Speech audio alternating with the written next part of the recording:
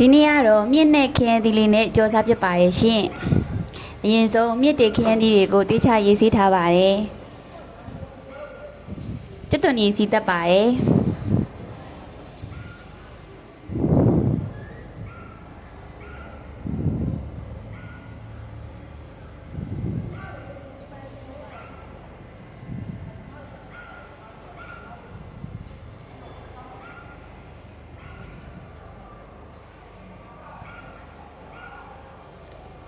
ပြီးလို့ရင်ငပိလေးနည်းနည်းလေးထည့်ပါရဲ့ရှင်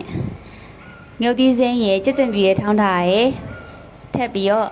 စီတက်ပေးပါရဲ့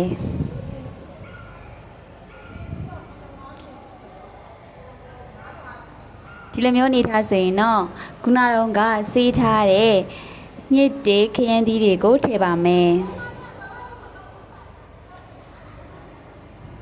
မြစ်တေခရမ်းသီးကိုတမအောင်ဟိုဘက်ဒီပဲမှွေပေးရပါမယ်စားဟင်းခက်မုံလေးထည့်ပါရဲ့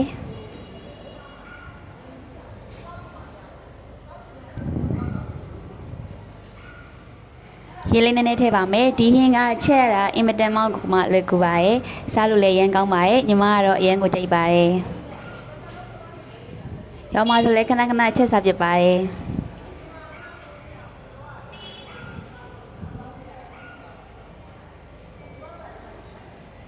စီလေးပြန်လာပြီဆိုရင်တော့ဟင်းကကြက်ပါပြီ